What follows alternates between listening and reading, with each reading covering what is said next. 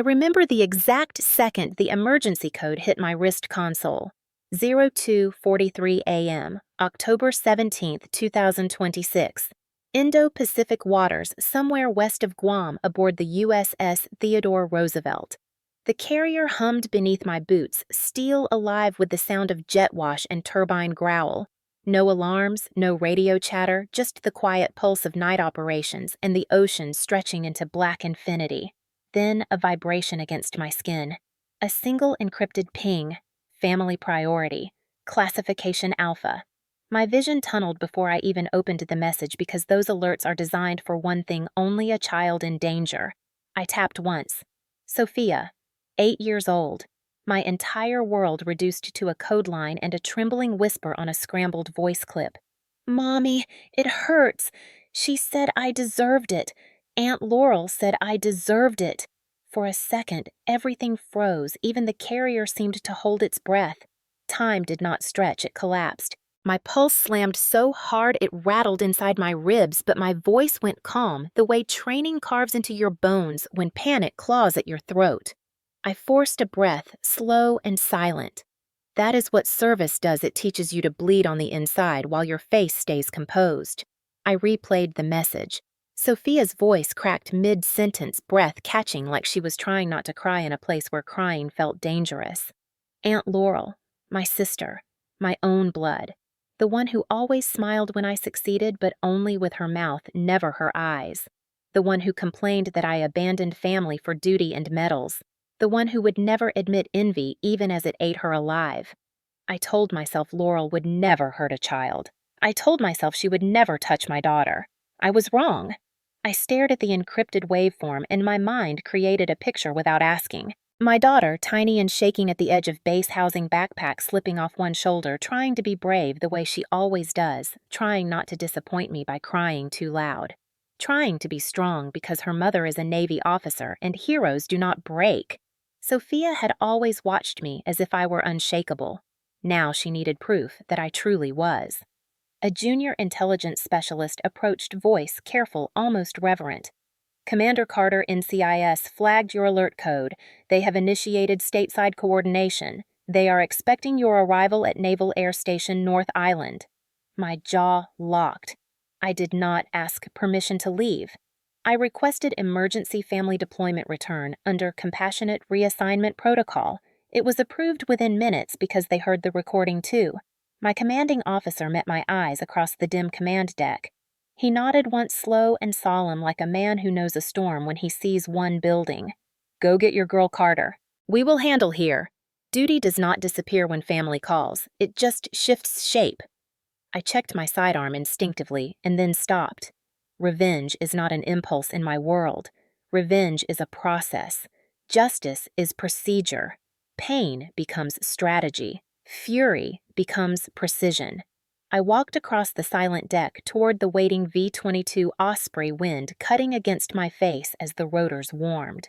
The red deck lights painted everything in blood-toned shadows, and for a brief second the contrast burned into my memory.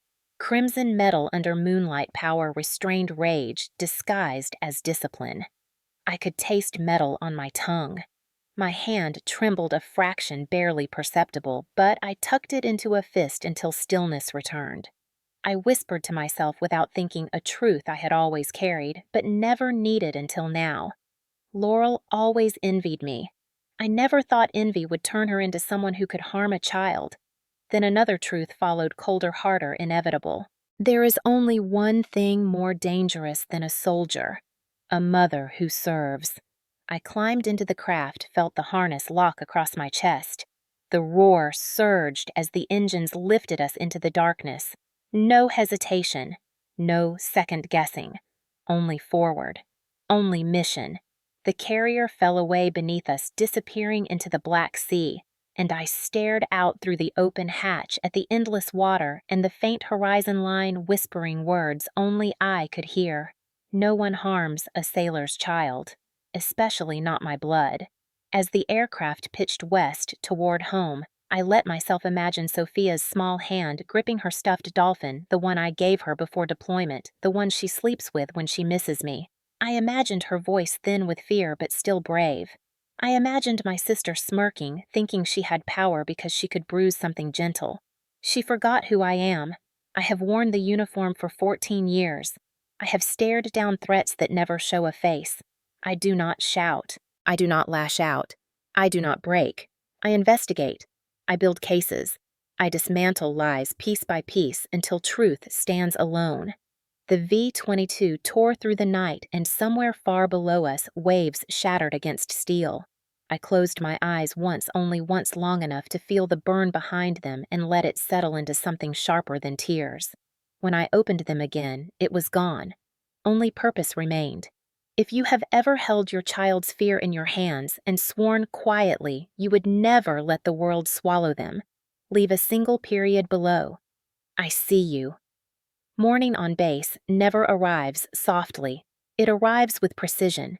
Even on days when the Marine bands are silent and the training fields quiet, Naval Base Coronado breathes discipline, a rhythm that settles into your bones until you no longer feel it as pressure, but as pulse. Long before sunrise, alarms hum in compact officer housing, coffee brews in uniform cycles. Boots thump lightly against floors polished by habit more than vanity, and bodies move like clockwork across dimly lit sidewalks toward gyms, hangars, intelligence hubs, and briefing rooms. I lived inside that stillness not as a tourist to order, but as someone shaped by it. Most people romanticize military life. Imagine cinematic sunsets over the Pacific and aircraft slicing blue skies. But the truth of it is ritual and resolve. Reveille is not just a sound here, it is the boundary between comfort and duty. I rose every morning at 0445, muscles tight, but ready, breathing steady as I reached for my hair tie and pressed palms briefly against my face, grounding myself before the day claimed me. Push-ups, pull-ups, a timed mile on the treadmill, a moment at the mirror, only to make sure I looked like someone others could follow, not admire. My body was not sculpted for vanity, it was maintained as armor and tool. Intelligence officers do not carry heavy packs like infantry or run amphibious drills like SEALs, but we shoulder information consequences, and the weight of knowing failure is not measured in bruises but in lives lost because you missed a signal or trusted the wrong source. After the gym, I walked Sophia to school when I was stateside, our route hugging the neat sidewalks near the officers' quarters. She always wore her small backpack tight to her shoulders, hair in a braid she insisted on doing herself. Little fingers brushing my hand every few steps, a habit she had never quite outgrown, no matter how independent she pretended to be. She was 8 but already learning codes and knots, not because I demanded it, but because she watched me study maps and intelligence briefs, and wanted to be like me, and children mimic highest points of admiration. Some parents teach fairy tales. I taught her how to read flags on a crowded dock, how to count aircraft patterns overhead, how to distinguish a training horn from an emergency one, how to send a simple Morse distress signal, tapping her pencil on the table. Not to harden her, to prepare her. She giggled. She played with shells at Silver Strand Beach. She hugged her dolphin plush every night, but she also understood that knowing how to stay safe is not fear, it is strength. We swam together in the base pool on Saturdays when I was home, her kicking furiously across the shallow end while instructors nodded at her form. She was tiny but fierce, stubborn in the way children become when they see competence every day and believe it is normal. When she tired, she would cling to me in the water, her cheek on my shoulder, saying, "You feel like steel, Mommy," and I would smile because steel bends when heated but never breaks. Laurel, my sister, never liked that part of me. She liked softness she could poke and stretch. She lived 20 minutes inland, a small apartment paid partially by our parents when her freelance art plans stalled again and again. She loved drama more than stability, thrived in chaos she created and then resented. When I earned rank, she told me I was lucky. When I deployed, she sighed dramatically and told friends she had to help raise my child as if occasional babysitting turned her into a martyr. She came to the base, not out of respect for my service, but for the novelty of flashing her visitor pass at the gate, telling people my sister serves, and trying to bask in borrowed valor without ever lifting so much as a 5-pound weight of responsibility. She laughed when I corrected Sophia's posture in the pool, rolled her eyes when I quizzed my daughter on safe exit points in new places. She once whispered to Sophia that Mommy thinks the world is out to get her, not knowing children store remarks like seeds. Yet she returned over and over, circling my life like someone who wanted the benefits of discipline without earning it. I tried to offer her grace because that is what family demands, or so I believed. But even grace has limits when it meets envy. On quiet evenings after dinner, dishes were stacked and Sophia sat drawing sea creatures at the kitchen counter. I would stand at the window and watch the bridge lights shimmer across the Coronado span, the curve of engineering, cutting bold across dark water. And I would think about how strange it was to have built a life as strong as steel girders, yet still feel tugged by old loyalties that never served me. Some nights, Sophia asked why Aunt Laurel seemed sad when I got promoted, or why Laurel laughed when Sophia said she wanted to fly jets or decode messages. I told her sometimes people feel small when they see someone they love grow big, and loving them does not fix that for them. They must fix it themselves. Being a single mother in uniform meant dividing every minute, measuring each hour against service and love. But I never let myself choose one at the cost of the other. I carried Sophia in my heart when I boarded aircraft for training exercises, and I carried the Navy in my spine when I brushed her hair and tied her shoes. It was not balance, it was fusion. Life welded to duty. The Pacific breeze in Coronado always smelled like salt and maturity, the kind that comes when you stand in two worlds and refuse to shrink for either. That was my normal. A world where discipline tucked my child into bed just as surely as it launched missions at dawn. A world where loyalty meant showing up even when it hurt.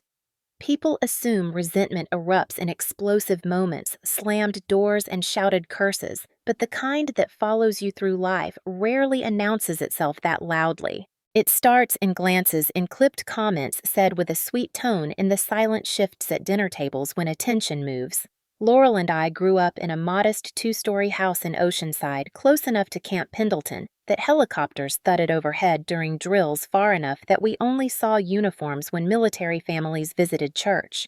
Our father worked construction, our mother sold handmade soaps at community markets, and we shared a bedroom until I earned a scholarship and left. When we were children, Laurel clung to me in storms, begged me to scare away imaginary monsters and braid her hair, but as soon as someone praised me, she stiffened. If I earned a gold star at school, she sulked for 3 days. If I scored higher on a spelling test, she laughed that I must have cheated because I could not possibly be that smart. When I made the decision to apply to the Naval Academy, she stared at me across our faded kitchen table. Sunlight cutting across her cheekbones like a spotlight revealing truth she could not hide. Her voice sounded light, but her jaw twitched. You are not Navy material. You are too serious, too stubborn, too cold. She presented it as commentary, but it was a declaration she wanted me to fail so she could stay taller by comparison. Our mother brushed a crumb from my shoulder that day and said she was proud, but Laurel looked away and chewed her lip until it bled.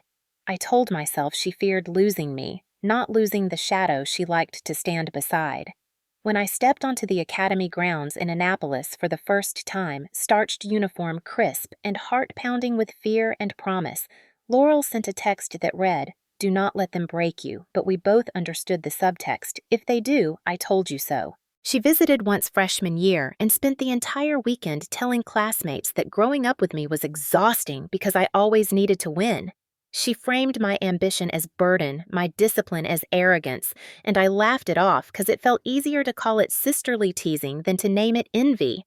Cadets asked if we were close. I said yes. In truth, we were tied by obligation rather than warmth, an old rope around our waists pulling us together even as we strained in opposite directions. When I graduated and pinned rank for the first time, Laurel clapped, but her smile never reached her eyes. She told relatives I was turning into a machine. She said it with pride in public and a sneer when we were alone. When I became pregnant with Sophia, my commanding officer congratulated me. My friends cried happy tears, but Laurel exhaled sharply, like someone seeing their worst prediction confirmed. She whispered during a baby shower, "You are going to try to run a household like a command post, and you will fail." And I felt the sting, not because she doubted me, but because she wanted that failure. She wanted evidence that discipline breaks under real-life pressure. But motherhood did not break me. It reforged me. I carried Sophia like a secret promise during those first months, even when I was exhausted and terrified of balancing deployment cycles and feedings and sleep schedules. Laurel visited in the hospital the day Sophia was born, perfume thick in the sterile room, and leaned over the bassinet like she was inspecting a delicate sculpture. She smiled that tight curve that never softened her gaze and murmured, "She looks like she will be fragile, and you are not made for fragile things." The nurse in the corner bristled. I thanked Laurel anyway. That was the pattern. She would wound, I would smooth, because family duty sat in my chest like a commandment carved deep. When I prepared for my first deployment as a mother, Laurel offered babysitting help as if she were bestowing a gift, then complained to friends that I dumped my child to go play soldier. She would post photos of herself holding Sophia with captions about how hard it was to support a sister chasing medals, making herself heroine in a story where she never carried weight. At holidays, she would sigh loud enough for a room to hear and say, "Sophia probably thinks her mother lives on planes." People looked at me with pity, not knowing that distance between me and my daughter was never emotional, only geographical. I never raised my voice in response. I practiced the same calm I carry on surveillance floors and briefing rooms. I believed patients could heal bitter hearts if you just held the line long enough. I excused Laurel's comments because childhood roots are tangled and deep. I told myself she had always felt second best, and I did not want to be the one to push her further down. When she showed up at base housing after Sophia's 6th birthday wearing oversized sunglasses and a dramatic scarf like she was starring in a film about sacrifice, she told neighbors she was here to support a military family because I could not do it alone. She held her head high and shoulders back, and for a moment I wondered if she practiced that posture in the mirror, trying to look like someone who earned respect rather than borrowed it. She would walk beside me on the Coronado Bridge promenade. On weekends, I was home making small talk about influencers and creative dreams. Then jab softly, "You are always on duty, even off duty. Are you ever just human?" I told her, "Discipline is not absence of humanity. It is control of it." She rolled her eyes and said no wonder nobody argued with me.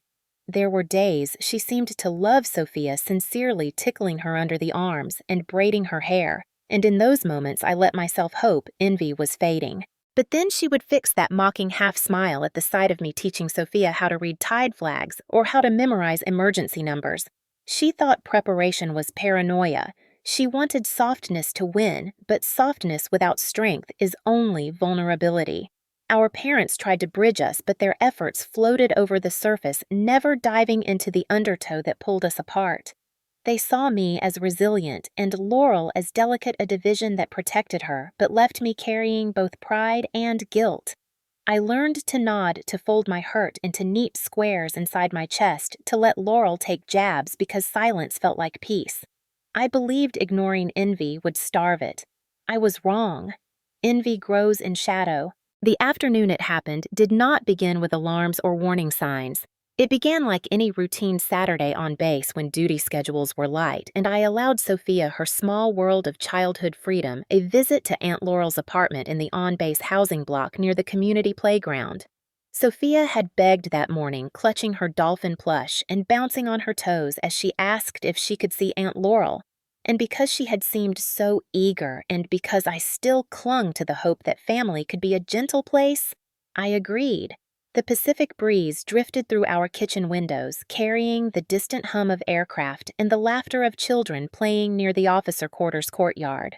I packed Sophia's small backpack with snacks, a water bottle, and her favorite little notebook where she doodled waves and stars and secret codes she was proud to invent. She hugged me tight at the doorway, her arms small but fierce around my waist, whispering, "See you soon, Mommy," as if soon were always guaranteed.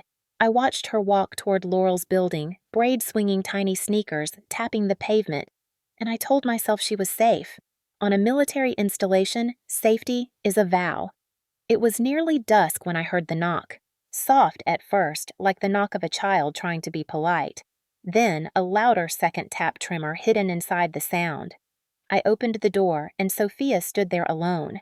Her eyes were rimmed red cheeks streaked from wiped tears, clothes wrinkled, one sleeve torn near the shoulder. And there, darkening across her upper arm, the unmistakable shape of fingers, 5 faint but sharp impressions pressed into her skin like someone had tried to hold her too hard, too long. Time did something strange in that moment, stretching thin, every detail becoming painfully clear. Her backpack strap hung loose, almost slipping from her shoulder. Her socks were dusty. A strand of hair had stuck to her damp cheek. She whispered "Mommy" like the word itself was relief and apology combined. My breath stopped, not in panic, but in calculation. I dropped to my knees level with her and gently touched her chin to tilt her face up. More discoloration along her jaw, as if someone's grip had slipped and caught her there, too. My heart beat so hard I felt it in my teeth, but my voice stayed level. "Did you fall?"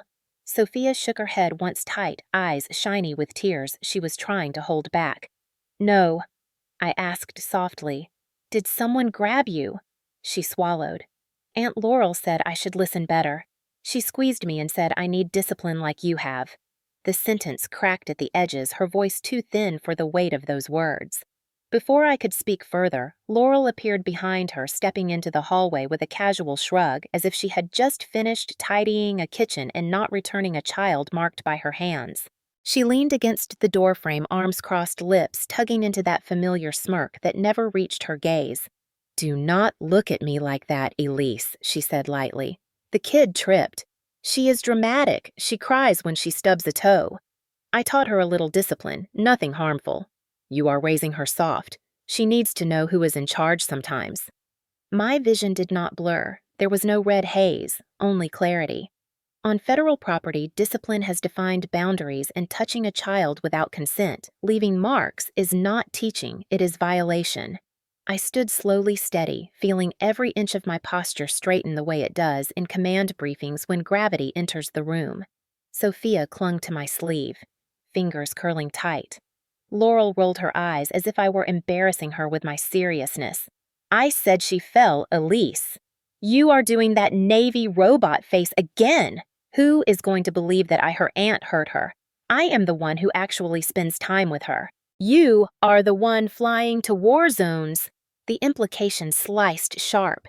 She thought absence equaled guilt, as if duty forfeited motherhood, as if love measured only hours, not sacrifice.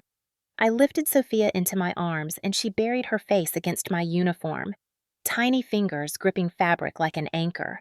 Calm settled over me, not numbness, but a controlled stillness that comes when a line has been crossed that cannot be uncrossed. Laurel smirked again, playing innocent like she always had. "You are overreacting. Kids get bruises. This base is full of them. You think NCIS will drop everything because your precious little sailor's kid got a mark?" Her tone dripped arrogance and ignorance in equal measure.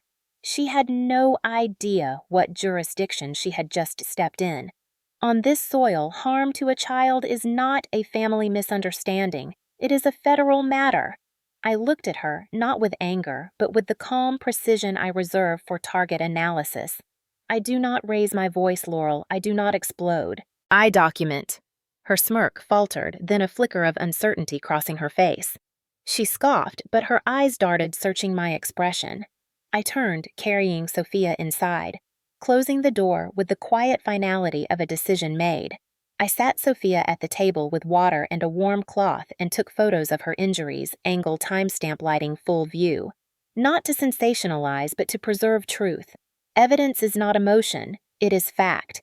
I filed an emergency report through the base family safety channel and called NCIS command line. My voice stayed level. "Child injury on federal property. Immediate review requested. I did not ask for permission. On this base, we follow chain of command and chain of protection." Laurel knocked once more, a quick tap, followed by muffled indignation. "Elise, do not be dramatic. I told you she fell. You do not turn on family over a bruise. But the line between family and threat is not dictated by blood. It is dictated by action." I ignored the knock. I held Sophia's small hand in mine, her breath finally evening, and whispered, "You are safe now." I looked at the faint marks blooming on her skin, shaped by a hand that once pretended to love her, and felt something cold settle in my chest. Justice is not loud. It arrives in measured steps. The rotor wash hit first, a hard slap of wind and sound rolling across the tarmac as the Osprey dipped toward Naval Air Station North Island, its engines shifting pitch as the aircraft transitioned to landing mode. The San Diego skyline stretched pale in the early morning haze, Coronado Bridge arching like a steel spine against the horizon, and the familiar scent of jet fuel and ocean salt cut through the cabin the moment the hatch cracked open. I kept my harness buckled until wheels kissed concrete, not out of protocol, but because stillness sharpens decisions and I needed clarity more than speed. The deck chief signaled clear, and the Osprey settled with a soft shudder, engines cycling lower. Inside, my heartbeat did not match the machine's rhythm. It beat slower, heavier, every thud anchored by purpose. I unlatched my harness, stood, checked my blouse and cover by instinct, then lifted my go bag and slung it across my shoulder. I did not rush. People assume heroes sprint. They misunderstand. Control is its own kind of force. When the hatch dropped and the morning light flooded in, I stepped onto the runway with the same measured stride I used walking into intelligence briefings where the wrong move could alter the course of missions. Boots hit pavement, ground firm beneath me, California air cool against skin still carrying the humidity of the Pacific. Ahead, framed by military vehicles and hangar silhouettes, stood NCIS Special Agent Isaac Moretti. Dark suit, clean posture, expression neutral, but his eyes sharp, assessing me the way federal agents do, even when they already know everything about you. Respect meets scrutiny in this world. He did not wave. He did not smile. He simply nodded a single downward motion. Commander Carter. His tone was steady, not sympathetic, not cold, simply precise. I returned the nod. Agent Moretti, any update since I departed in flight? He held a tablet by his side. NCIS Child Services Liaison is present. Preliminary intake completed. Base security cameras preserved. Civilian jurisdiction notified. He paused, voice lowering a fraction. Your daughter is here. That sentence should have made me sprint, but speed was not armor. I let breath fill my lungs, then exhaled steady and continued walking with that same even cadence. Steel does not rush. It arrives. At the edge of the landing zone near a waiting government SUV, Sophia stood between a base social worker and a young enlisted family liaison. She clutched her dolphin plush tight against her chest, shoulders, tense chin trembling despite her effort to hold it still. When she saw me, her composure cracked. She dashed forward, small arms flinging around my waist, face pressing into my uniform as if trying to fold herself into safety. I dropped my bag bent low and wrapped my arms around her, breathing in the faint scent of bubble shampoo and salt tears. Her body shook once, not from cold, but release. I placed a hand gently on her back, my palm covering more of her than I remembered, as if she had shrunk in my absence. You are safe now, I murmured, and only then did she look up at me. The bruise along her jaw was darker than in the photos I took. The mark on her upper arm had deepened into a clear pattern, distinct edges, unmistakable force. I studied each one without flinching. Observation is not cruelty. It is evidence. Sophia traced one hand along my sleeve, grounding herself, and I asked quietly, "Where did Aunt Laurel touch you?" Her small fingers lifted and pressed against her upper arm, exactly where the bruise lay. She did not say anything. She did not need to. The image was enough. Agent Moretti stepped closer, respectful distance maintained. Commander, we have secured statements and video review is scheduled next hour. Would you like to proceed to the family interview room or to medical first? I answered without hesitation. Medical. Documentation precedes deposition. A flicker crossed Moretti's expression, recognition of someone who speaks the language of procedure fluently. Sophia's grip tightened. Do you need a moment? Commander, the social worker asked softly, eyes gentle. No, I replied. What I need is accuracy. Sophia tugged at my collar, then whispering, Mommy, are you mad at me? My breath hitched for half a second, then I cupped her cheek lightly. Never. Someone hurt you. That is not your fault. My voice stayed calm, but something inside me sharpened further, as if grief had been forged into a blade rather than a wound. I lifted her into my arms, feeling the way her small hands clung like she feared disappearing if she let go. As we walked toward the waiting vehicle, boots and heels clicking in sync across concrete, I kept my chin high, eyes forward. Behind us, the Osprey's engines spooled down its rotors, slowing the last echo of deployment fading into the hum of base life waking. Ahead, NCIS and JAG protocols waited paperwork and procedure that to some might seem cold, but to me represented protection and consequence. I did not look back. I had returned not because emotion had yanked me home, but because duty had called from a different battlefield, one where uniforms are traded for authority and the mission objective is a child's safety. At the SUV door, Sophia tightened her hold once more. I kissed the top of her head steady, then set her gently into her booster seat. She watched me with wide eyes, fear still clinging around the edges. I placed my hand on the doorframe and spoke quietly but firm. "You did the brave thing. You came home? You told the truth." She nodded, lip trembling, but eyes resolute now. I closed the door, gently turned, and faced Agent Moretti. "Let us begin." My voice was low, composed, steel, wrapped in calm. A mother returning from deployment is not fragile. She is focused. She is a force.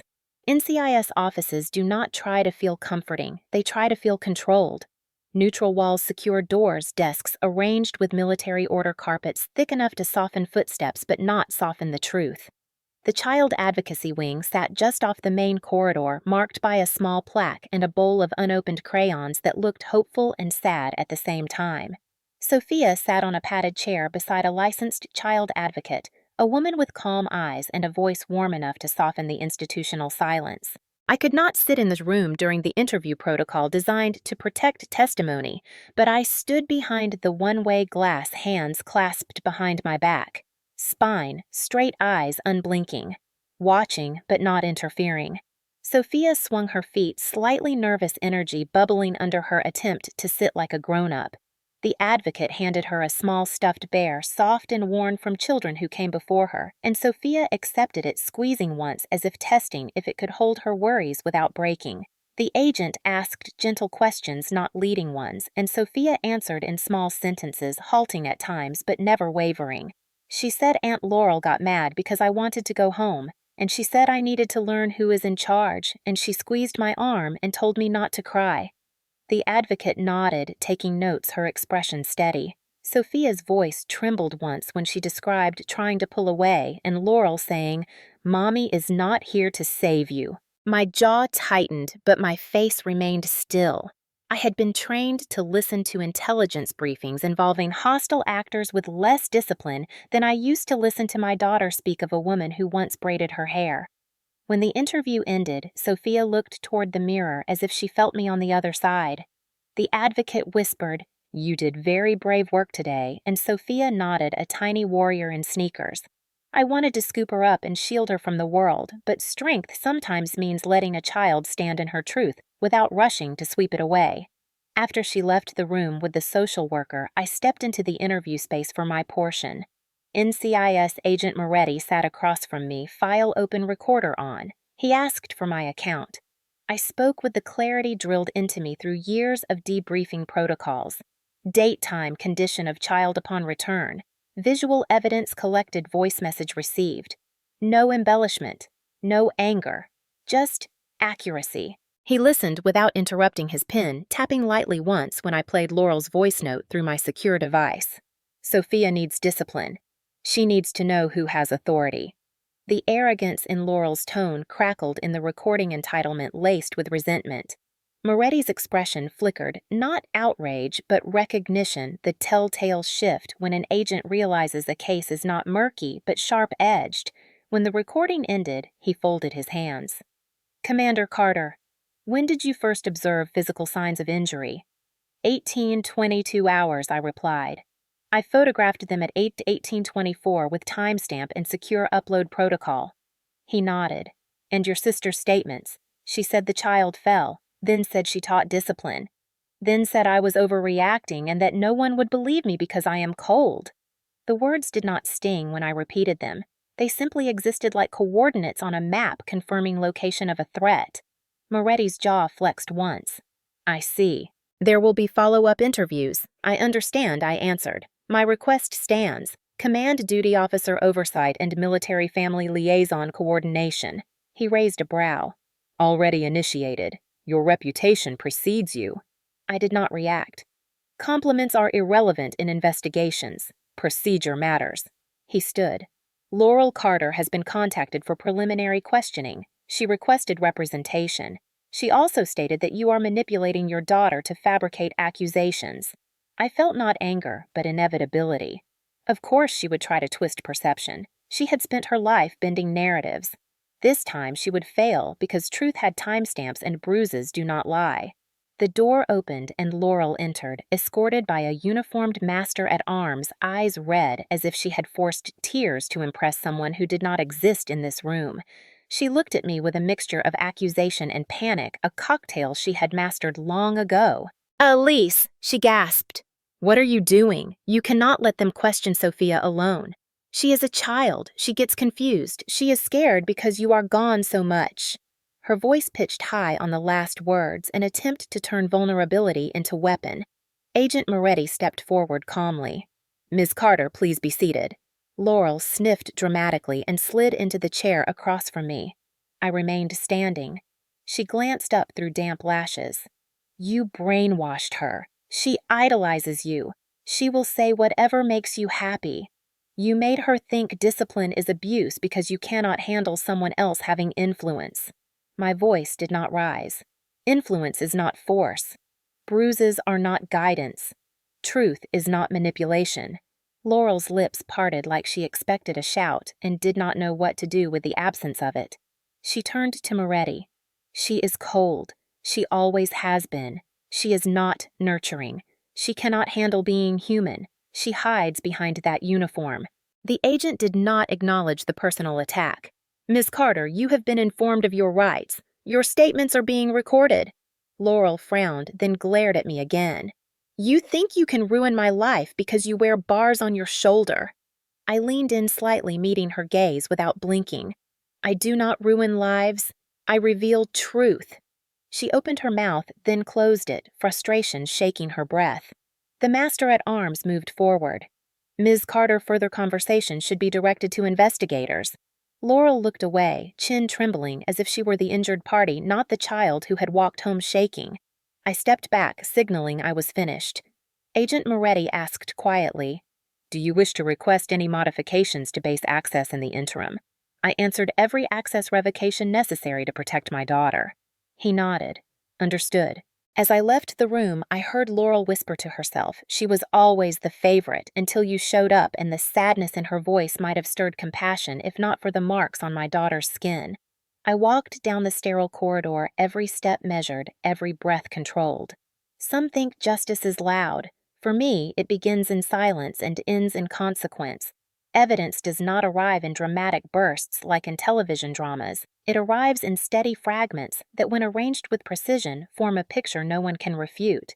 The first fracture in Laurel's story came less than 24 hours after the initial intake, when NCIS security specialists pulled camera feeds from the base housing hallway outside her unit. The footage was grainy timestamp clean motion sensor triggered at 17:41. In it, Sophia stood near the door, tiny backpack strap slipping her head tilted as if she were asking to leave. Laurel appeared behind her face, tense arm reaching out, then clear fingers closing around Sophia's upper arm. Not a guiding hand, but a grip firm enough to pull her back inside. The tape showed Sophia stumble, her little body jerking from the force. No audio, but body language is a language, too. Laurel's mouth moved sharply. Shoulders stiff, then the door pulled shut. Even without sound, it was unmistakable. A child trying to exit. An adult exerting control. A threat in a place meant to be safe. Agent Moretti replayed it twice, slow frames clicking through like the second hand of a clock, marking the seconds between innocence and harm. He did not look at me when he finished. He did not need to. He simply exhaled and noted, "This aligns with the reported injury timeline." I nodded once. Emotion stayed locked behind discipline because emotion does not win cases, documentation does. Within hours, NCIS gathered neighbor testimony. One Marine corporal's wife stationed 2 doors down reported she heard a child crying, not tantrum crying, but scared crying, followed by a muffled adult voice, sharp and angry. Another neighbor, a Navy aviation technician, confirmed hearing a thump and the words, "Stop squirming through thin rental walls." In any civilian building, noise can be dismissed as arguments, accidents, misunderstandings. On base housing, noise becomes reportable suspicion because the community is built around protection chain of command and family readiness. Every voice mattered. Every detail tightened the circle. I watched the statements being typed into the digital case file, my arms crossed, feet planted, mind already building what in military terms we call a kill box, a defined perimeter in which target timing and authority converge. Except this box was not for combat. It was for truth. I constructed a timeline minute by minute, 1700 hours. Sophia enters Laurel's unit. 1741 recorded pull into apartment. 1822. Sophia knocks at my door. 1824. Photographs captured. 1830. Voice recording secured. 1845. Report filed. I mapped each entry marking corroborations, attaching evidence files, text logs, voice notes. Precision was not overkill, it was armor. Laurel's narrative could bend feelings, but it could not bend timestamps. She must have sensed the walls tightening because late that evening my phone buzzed with a message from her. At first, a text, "We need to talk. This got blown out of proportion." I did not reply. Then another, "I didn't mean to grab her hard." "She needs structure, Elise. You don't understand normal parenting because you only know military rules." Again, silence. Then the voice message came, a recording tinged with faux remorse and real fear. "Elise, listen, I panicked, okay? I just want to fix this. Delete the report. Please. You don't want this to go public. It will affect your command. I'll tell people she fell. Please don't make this a thing." She paused, breath shaky. "Family protects family. You owe me that. Don't let strangers destroy us." I saved the file, duplicated it to encrypted storage, and forwarded a copy to NCIS server archive with the simple notation, "Evidence coercion attempt."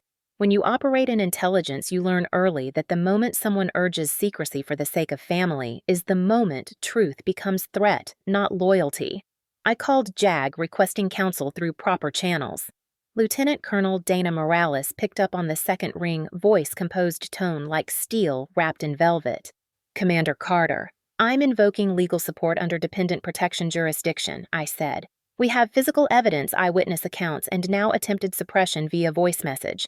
Morales did not gasp or sympathize. She simply replied, "Understood. Forward files. We begin protective filing tonight." Her efficiency soothed the part of me that still remembered old family Sunday dinners when I believed conversation could fix anything.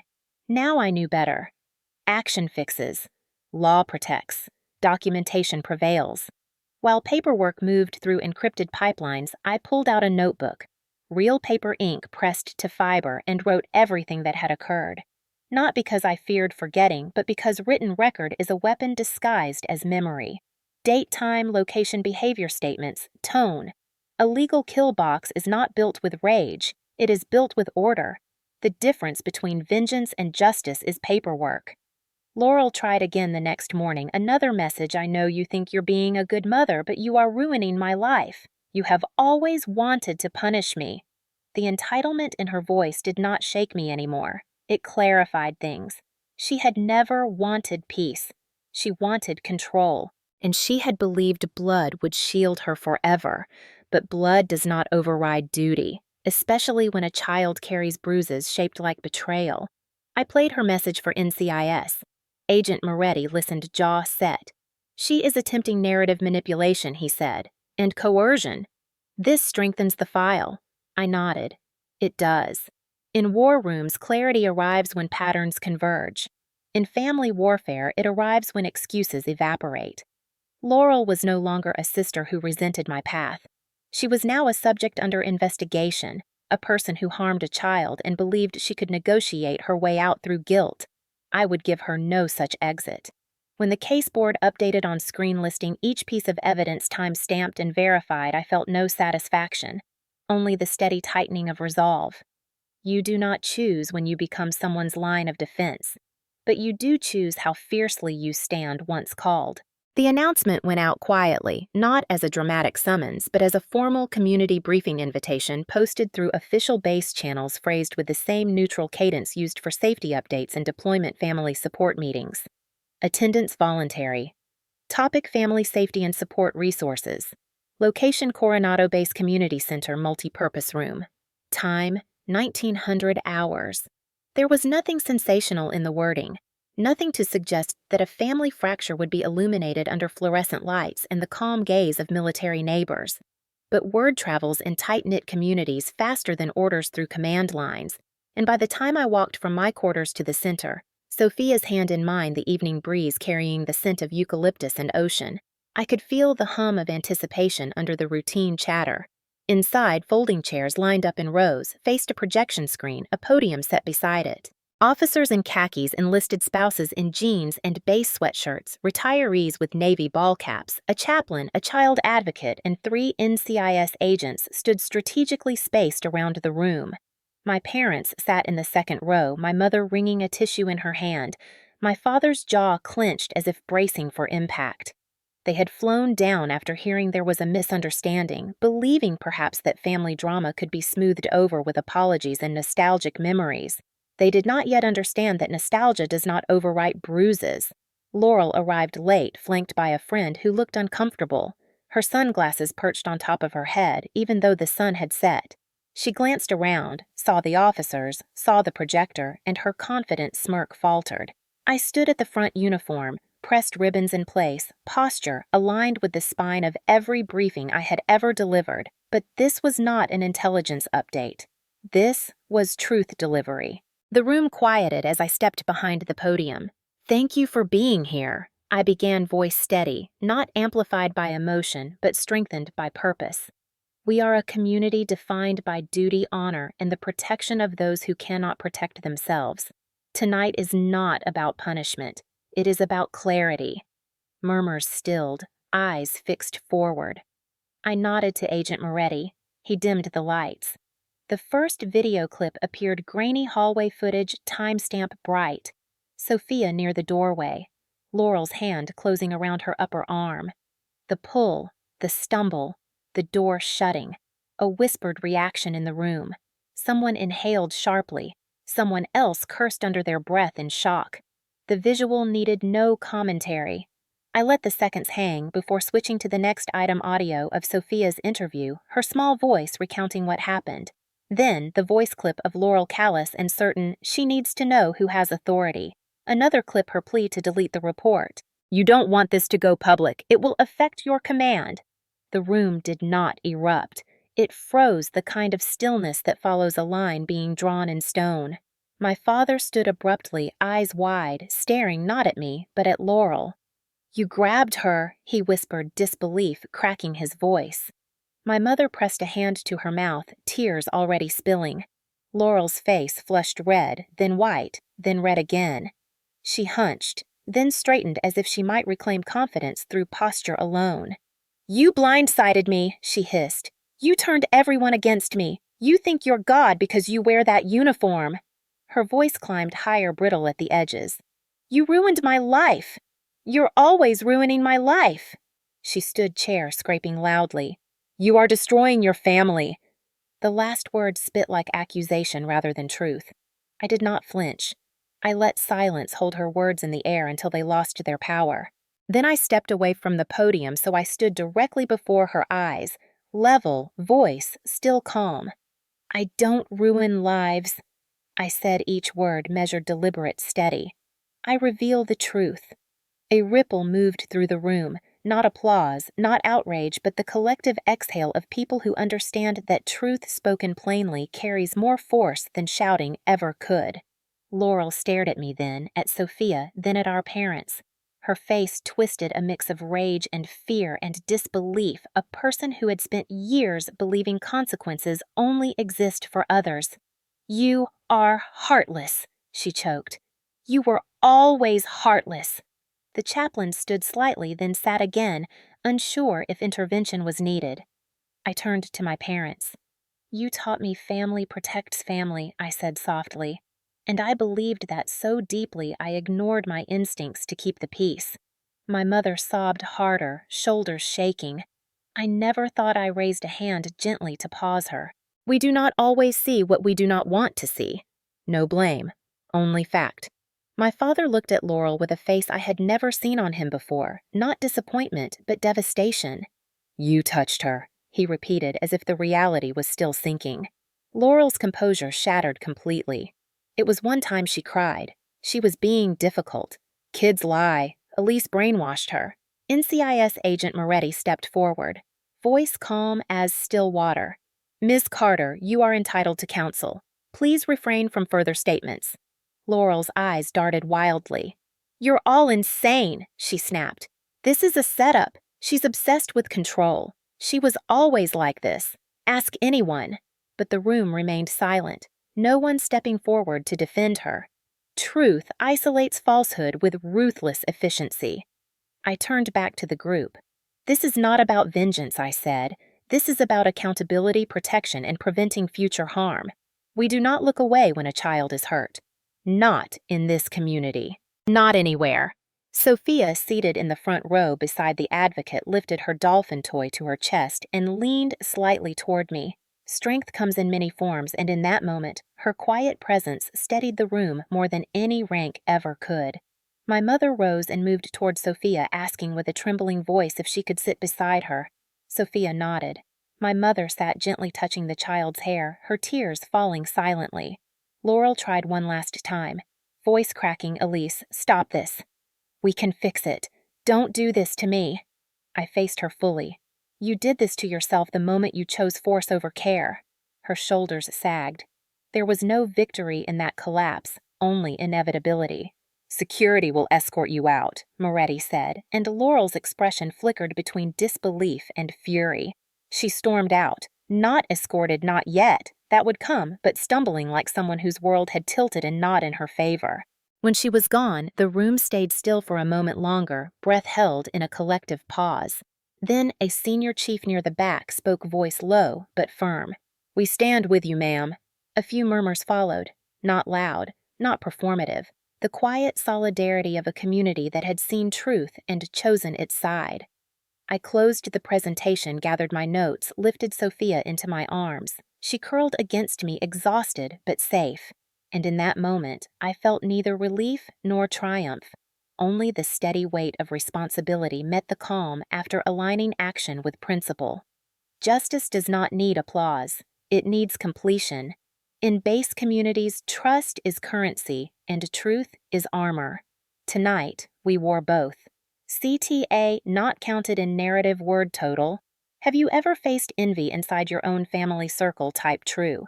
If you know this feeling, and keep reading. The night after the community briefing, the house was quiet, except for the soft hum of the air purifier in Sophia's room and the faint rustle of palm leaves outside my bedroom window. I sat at my dining table uniform jacket draped neatly over a chair, paperwork spread in precise stacks. Custody protection documents, emergency contact logs, base housing, security notifications, and the temporary restraining order pre-approved by JAG and NCIS pending court issuance. When I operate in the field, I map threats in grid patterns. When the battlefield is family, the grid is emotional, but the discipline remains the same. At 0700 the next morning, my parents knocked at my door. I opened it to see them both standing there with the strained posture of people caught between denial and dawning truth. My father held a coffee cup he hadn't touched. My mother's eyes were red from a night of weeping. They stepped inside without waiting for invitation, a habit from years when doors symbolized tradition rather than boundaries. My father spoke first. Elise, we need to talk. His tone aimed for calm, but quivered. My mother exhaled shakily. We know Laurel made mistakes, but she's family. You don't throw blood away. I leaned back slightly, spine straight, letting silence settle before answering, because silence often reveals motive. Is that why we're here? I asked. To protect blood. My mother wrung her hands. She told us she didn't mean it. She said she was stressed, she panicked, she was trying to discipline Sophia. Kids act out sometimes. You might be overreacting. The familiar narrative. excuses dressed as empathy, protection offered to the wrong person. My father added, "Your sister feels like you're destroying her. She needs help, not soldiers marching paperwork at her." I looked between them, measuring not love, but clarity. "Did you see the bruises?" I asked. "Did you watch the video?" My mother swallowed hard. "Of course, but people lose their temper. You aren't perfect either." A soft accusation disguised as fairness. I stayed still, voice steady. "Losing your temper is slamming a cupboard, not grabbing an 8-year-old so hard she bruises." My father sighed. "You're making this legal. This is family." "She made it criminal," I replied. "I'm following through." My mother's voice rose slightly. "You can't just cut her out. She's your sister. She needs forgiveness." "Forgiveness is not a shield from consequences," I said, "especially when she hasn't admitted wrongdoing." My father stepped closer. "We raised you to believe in family first." His voice cracked on the word family like the ideal was slipping through his hands. I held his gaze, and I believed family meant protection, not enabling. They exchanged a look. Frustration, grief, confusion tangled together, and I saw the truth they struggled with. Sometimes parents cling to fairness so tightly they confuse it with loyalty. "You've always been controlling," my mother whispered suddenly. "Even as a girl." Laurel always felt overshadowed. Maybe she snapped because she felt pushed aside. There it was. Justification wrapped in sorrow. The idea that harm is born from jealousy and jealousy deserves compassion more than the victim deserves protection. I let the accusation sit in the space between us, not because it hurt, but because it confirmed a lifetime of imbalance. "I don't control," I said quietly. "I prepare. I protect. There's a difference." My mother shook her head. "You're cold. You always have been." Laurel feels. You analyze. "One of us needed to stay steady," I replied. "And now that steadiness protects your granddaughter." I slid the signed emergency custody protections across the table toward them. "Sophia is under protective monitoring. Laurel may not contact her. If she attempts to approach, she will face additional charges." My father stared at the papers like they were foreign orders he never imagined receiving. "You would really go that far?" he asked. "She's your sister," I answered truthfully. "I go as far as necessary for my child." My mother's voice cracked. "You're choosing Sophia over us. I am choosing safety over denial." Sophia padded softly into the kitchen, then still in her pajamas, rubbing her eyes. She looked so small, hair rumpled, a stuffed dolphin tucked under her arm. She saw my parents and froze for a moment. Then she walked to me and placed her hand on my wrist as if anchoring herself. My mother reached toward her. "Sweetheart, can Grandma?" I placed my free hand gently in front of Sophia, not harsh, just boundary. "Not yet," I said. "We're stabilizing." My mother choked on a sob. "You can't block us from her." "I can if access threatens her healing." My father's face hardened in defensive pride. "What about Laurel's healing?" I met his gaze without blinking. "Harming a child forfeits empathy until accountability is complete." My mother whispered, "You'd turn your back on your own sister." I answered with calm finality. "I don't negotiate with abusers, even if we share DNA." Silence, heavy, stunned, irreversible, filled the room. Sophia squeezed my hand. My parents stared, stunned by the finality of a boundary enforced not in anger, but in unwavering clarity. My father whispered, "So this is the line." "This is the line," I confirmed. Crossing it was Laurel's choice. Maintaining it is mine. They left, eventually not slamming the door, not shouting, but walking out like people stepping into a world they did not recognize. A world where loyalty is earned, not owed. When the door closed, Sophia climbed into my lap, resting her head against my chest. "Did I do something wrong?" she asked quietly. I kissed the top of her head. "You told the truth. That is never wrong." She exhaled softly, relief settling into her bones. I held her steady the way steel supports without crushing. Family is not defined by blood. Family is defined by safety. And sometimes the bravest act of love is refusing to let someone re-enter the space they shattered. The pursuit of justice within military channels is not dramatic, it is deliberate. Files do not slam onto desks. Voices do not shout. Truth arrives in disciplined steps and paperwork that carries more force than fists ever could.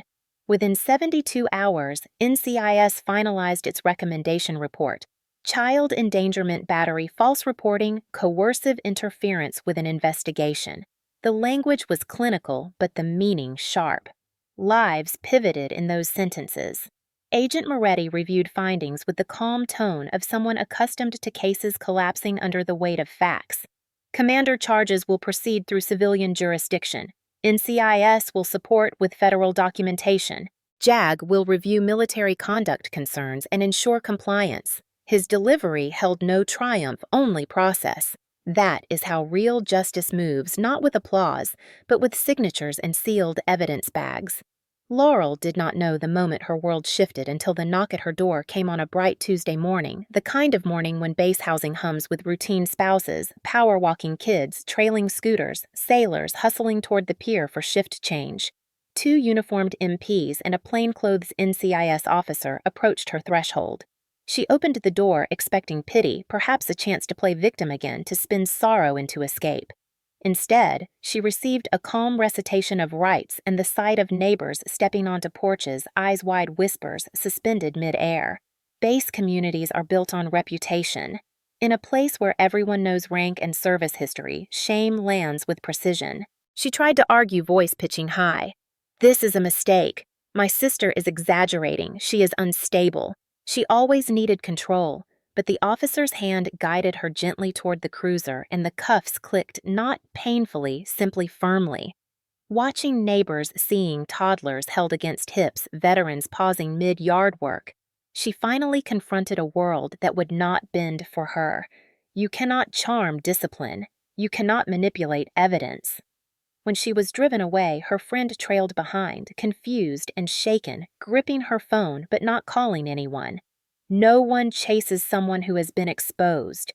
Meanwhile, JAG initiated a standard review, not because they doubted me, but because protocol demands objectivity. A service member tied to a criminal case must be assessed for conduct conflicts of interest, psychological stress responses.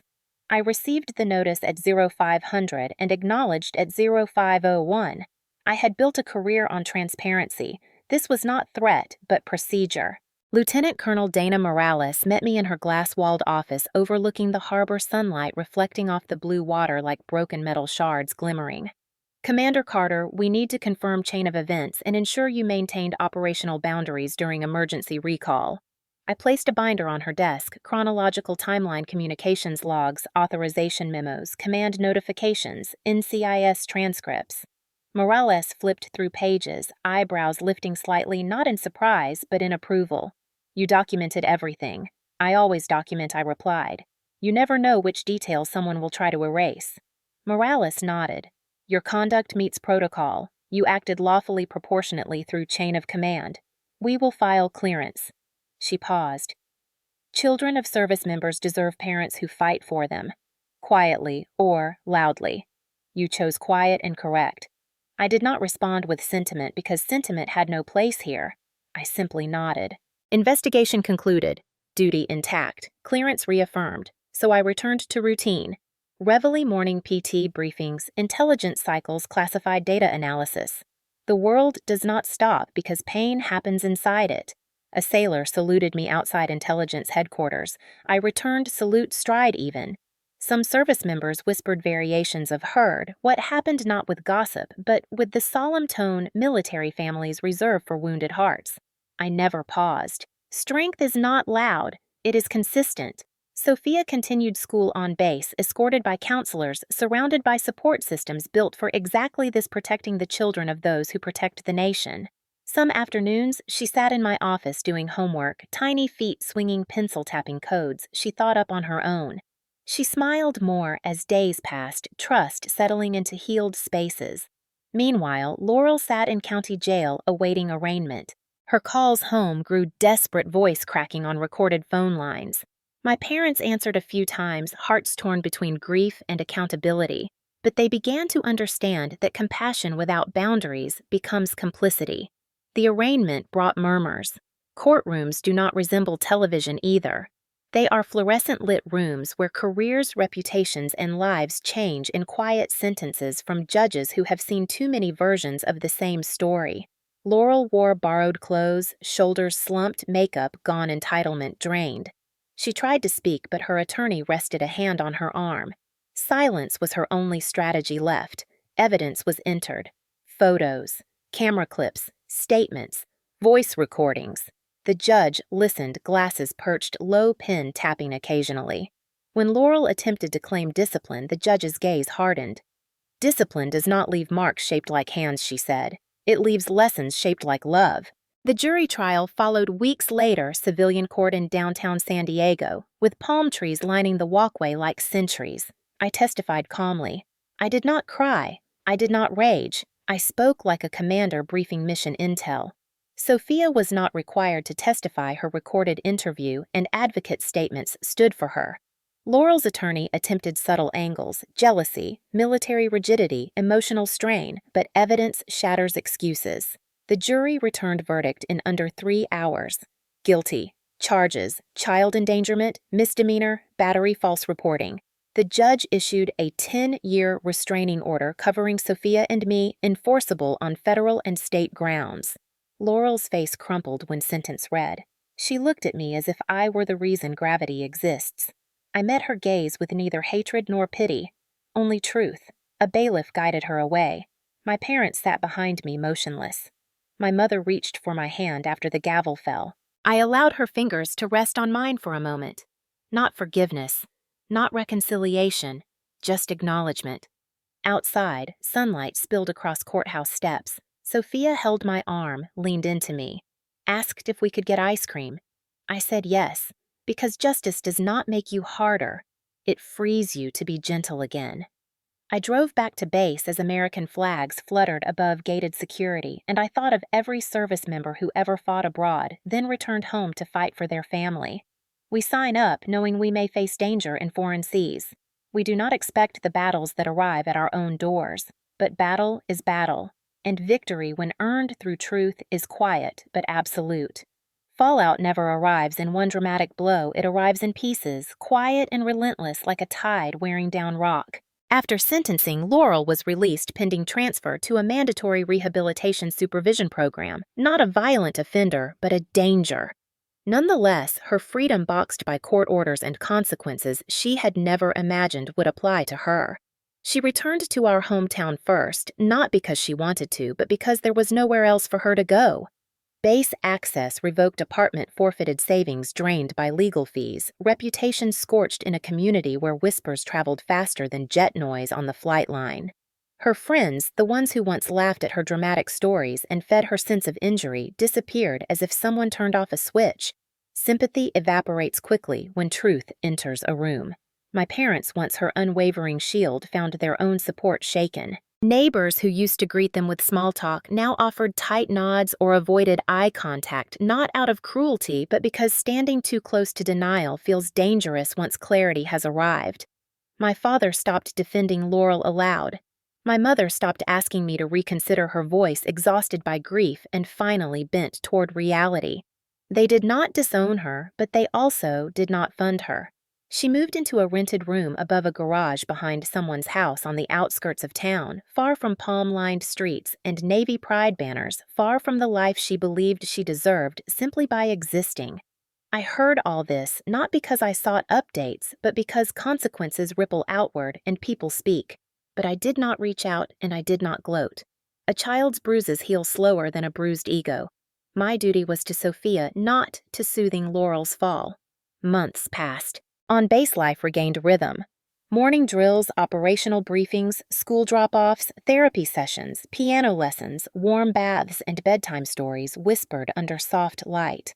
Sophia's laughter returned like spring after a long winter, hesitant at first, then brighter, then unrestrained. She learned to sleep through the night again. She learned that safety is not a concept but a pattern. And I learned something too, that boundaries held without apology become a fortress. But fallout has a way of arriving when it believes defenses have softened.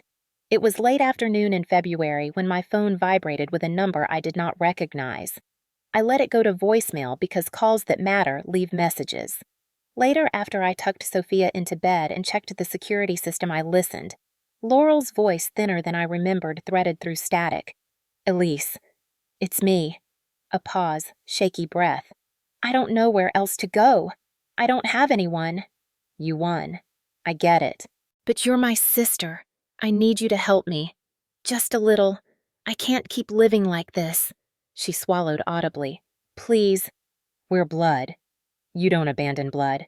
She hung up before finishing, as if afraid to say the final plea. I sat still for a moment, absorbing the familiarity of her words, the same ones she had used to justify harm. Blood. Obligation. Family as shield. Pain as currency. But she misunderstood something fundamental I did not win. Justice isn't victory, it's correction, and family isn't biology, it's behavior. The next afternoon, she appeared in person. I saw her through the camera feed first, standing outside the base gate, shoulders hunched, hair messy, clutching a coat too thin for the wind. She could not get in. The restraining order and base access restrictions held like iron, but she could wait. And she did until I drove up to the visitor control checkpoint. Security halted the line. Laurel stepped forward, eyes frantic, voice rising. Elise, please. I'm trying. I don't have anywhere else. The gate guard turned toward me, cautious but calm. Ma'am, do you want to? He began. I shook my head once. Maintain the order. He nodded, professional, and held position. Laurel pressed her palms together like in prayer. You're really going to do this? After everything, I'm your sister. Her voice cracked, part desperation, part indignation, the belief that her suffering now outweighed Sophia's suffering then. Emotional math that never added up. I stepped from my car but remained on my side of the barrier, uniform crisp, posture straight, the Pacific wind lifting the ends of my hair. I met her gaze with calm that comes only when conviction has settled like bedrock beneath your feet. Family protects, I said, voice low, steady. You hurt a child. We are not the same. Her face crumpled, shock and disbelief, colliding into something almost feral. I made a mistake, she whispered.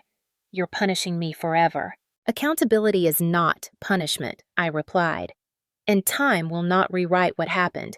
Healing is your work, not my responsibility. She stared at me as if trying to resurrect the old version of me, the sister who smoothed conflict, who absorbed blows to keep peace. But peace, bought with silence, is not peace. It is surrender. She saw it. She felt it. Her anger flickered, then died in the wind. Security approached, gentle but firm, telling her she needed to leave or face further legal consequences.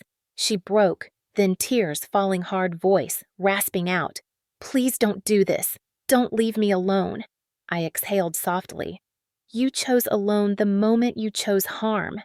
She backed away, shaking, retreating slowly until the guard escorted her off federal property. I returned to my car, the gate lifting in silent acknowledgement. As I drove through past saluting sailors and fluttering American flags, I did not feel triumph or cruelty or even relief. I felt clarity, the clean, unwavering kind, earned only when boundaries hold under pressure. That night, Sophia fell asleep on my shoulder during story time, breath-warm fingers curled around mine like an anchor to a world rebuilt. I looked at her peaceful face, free of fear, and whispered a truth I had earned with every decision. Safety is not love withheld. It is love enforced.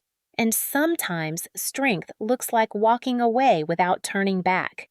Healing does not begin with celebration. It begins with quiet, with mornings where the body still tenses out of old instinct before memory catches up and reminds you there is no danger now. Sophia started therapy through the Navy's Child Services Program.